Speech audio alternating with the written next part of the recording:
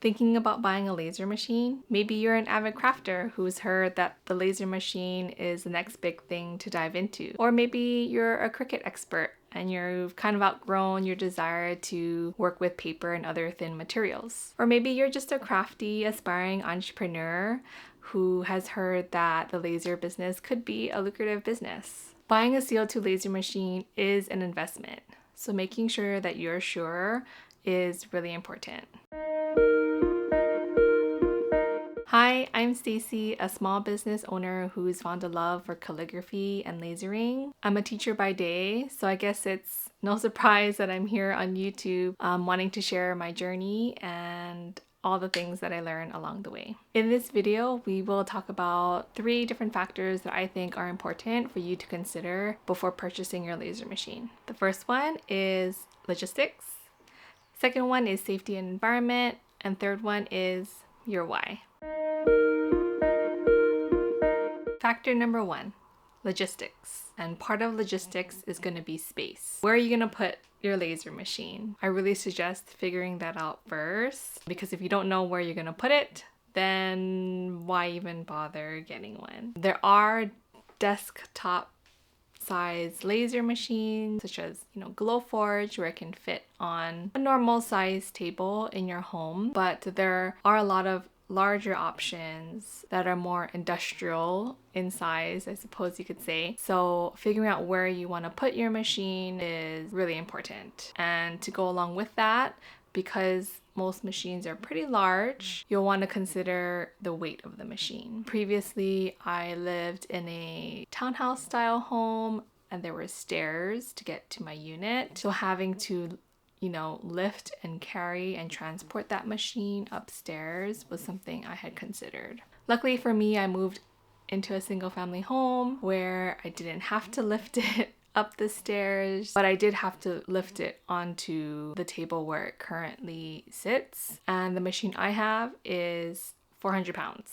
So the weight was definitely a factor in figuring out how I was gonna even manage the laser machine. The second part of logistics is ventilation. With a CO2 laser machine, you are essentially burning the material, and as a result, you're creating fumes that you really shouldn't be inhaling. So when you're looking into purchasing a laser machine, you need to consider how you're gonna vent the fumes out from your working space. If your machine is inside your home in like a spare bedroom, a lot of people vent it out the window. I currently have mine in the garage. I'll add a little clip in to show what my vent system looks like. Other people purchase like a filtration system where the fumes are going through a filter. So there's also that option if you can't necessarily vent it directly outside of your space. So venting the laser machine really goes hand in hand with owning and operating one. So making sure that you have a plan for that prior to purchasing one is crucial.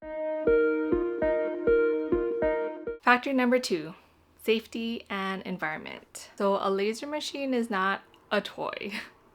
It's unlike any other craft tool. It's a machine. There are very important safety considerations that you need to keep in mind when owning and operating one. The first one is the inhalation of the fumes. Like I just mentioned, you should be able to vent out those fumes. So with a well-vented system, you're not likely to smell too much of what you're burning, but you're also not risk-free to smelling those things. With lasering as being a more widely available craft, there's no real research, published research about the long-term effects of lasering and the inhalation of, burning materials such as wood and acrylic and leatherette and the coating off water bottles and things like that. So just be aware that when you're using this type of machine, I guess depending on the degree to which you're using it or the frequency, and of course your ventilation system, it is impacting, your health. Or what I should say is it has the ability to impact your health. Another part of safety is the fact that operating a laser machine is a fire hazard. You are burning material. So there is a chance where you could start a fire if you are not careful. And even if you are careful, a fire could start. So you need to make sure that you have precautions in place if in the case a fire does start. Just be aware that by bringing this type of machine into and or around your home, that you know when you're actively using it, there is a risk of fire. I have had 2 instances already within the past couple years of owning this machine where there's been a couple flare-ups while I was running the machine. Of course, we're human. We try to be as cautious as we can and as careful as we can be. Things happen. So just be aware of that. And if you do decide to get a laser machine, getting a fire extinguisher should really be your second purchase. The third factor of safety and environment is really the creation of waste. When you're working with different materials with this laser machine, you know, whether you're cutting or engraving, you are creating waste. So for example, if you have a sheet of plastic or acrylic and you're cutting different shapes on it, although there are ways to maximize the space to make sure you're using as much of the material as possible, there's no way to use it all. So at some point you are going to have extra material that is unusable and you need to throw it away. So although this factor doesn't directly immediately impact you, you know, you are throwing away plastic and other, you know, materials that aren't necessarily recyclable, and that is contributing to the waste that's, you know, accumulating in our world. The last factor is considering your why. You know, why do you want this laser machine? Is it for hobby purposes or is it for business purposes?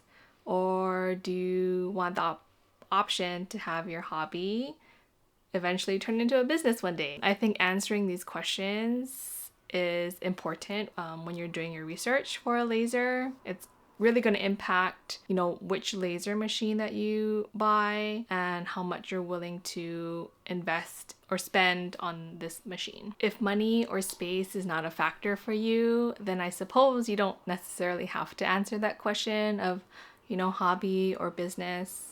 But I feel like for most of us out there, spending thousands of dollars on a machine, or prior to doing that, you really should know why you want it and how you would use or utilize the machine. A CO2 laser is an investment. And now that I'm done kind of explaining the different factors that are important to consider when buying one, I realize that a lot of them kind of portray, I guess, a negative or downsides to owning a laser machine. That was unintentional.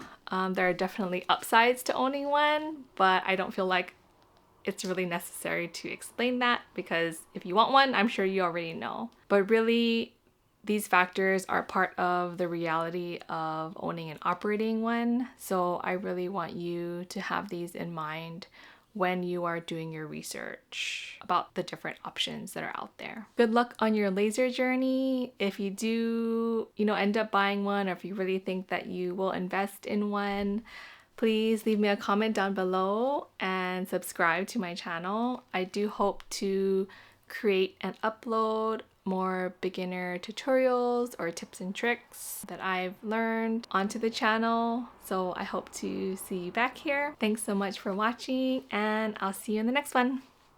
Bye!